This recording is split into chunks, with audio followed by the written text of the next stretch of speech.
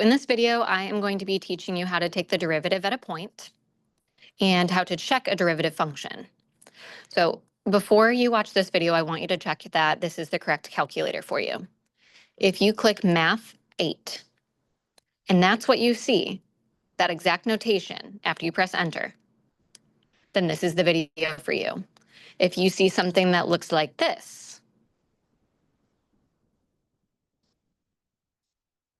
I don't think I need to keep going, but you see something like that, then you need to go watch the video that's titled with new calculators. Okay, so back in practice 3.1, we were taking the derivative of the function f of x equals the square root of 2x plus 1. And we end up finding that the derivative function, when we did the limit def of 2x plus 1. So we're going to make the calculator check our derivative function. So go to y equals. And when you are typing the derivative into the calculator, I'm going to show you the pieces parts. So go ahead and click Math 8. When it pops up with nderiv, let me fix that. There's going to be some things that you need to write in here. So the first thing that you're going to write is your function that you're taking the derivative of.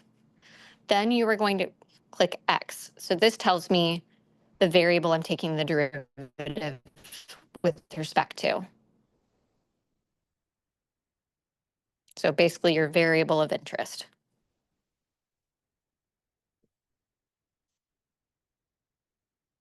Then you have one more comma, and we are either expecting x to stay here or a number.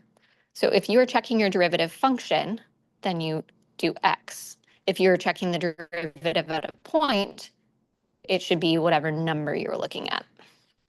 So here we go. Because we are going to be checking our derivative function, we are going to do x. So I'm going to zoom in here. My function is the square root of 2x plus 1. End your parentheses because we have our opening parentheses for our square root here and the ending here, comma, taking the derivative with respect to x, and I want to leave x in my function. Second line, we are going to compare the calculator's derivative with what we got for the derivative. So our derivative was 1 divided by the square root of 2x plus 1. End your parenthesis for the square root. And what I like to do is I like to make the second graph thicker. So if you go all the way to the left, press enter once, and it'll give you a thicker line.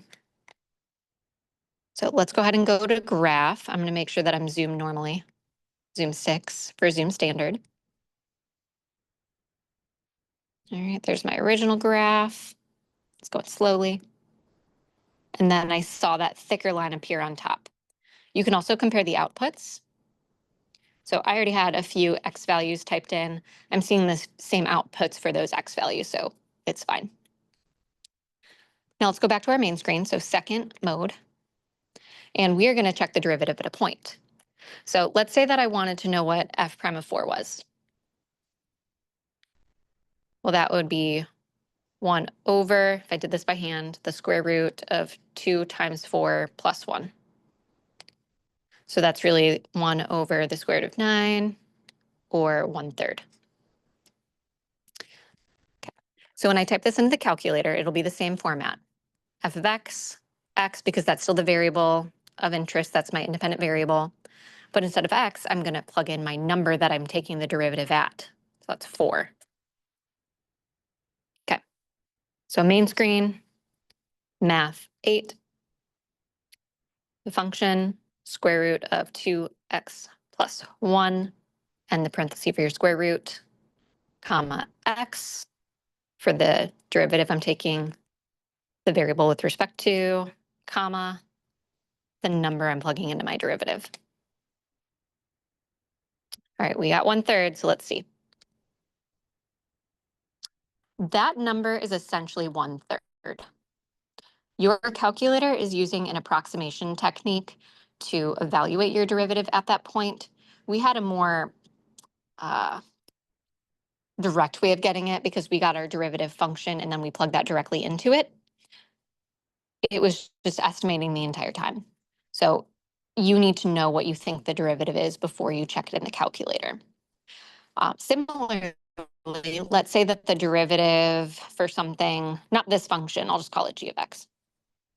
So maybe the derivative for g ended up being 0. You checked it in the calculator and you see something like 8e negative 10. That is basically 8 times 10 to the negative 10. And if we remember scientific notation, that times 10 to the negative 10 takes the decimal here and moves it to the left 10 times.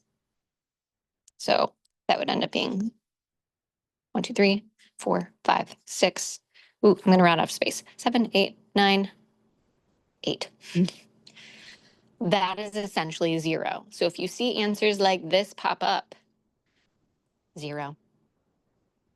So that is it for taking the derivative or checking your derivative functions and derivative at a point on an older version of a calculator.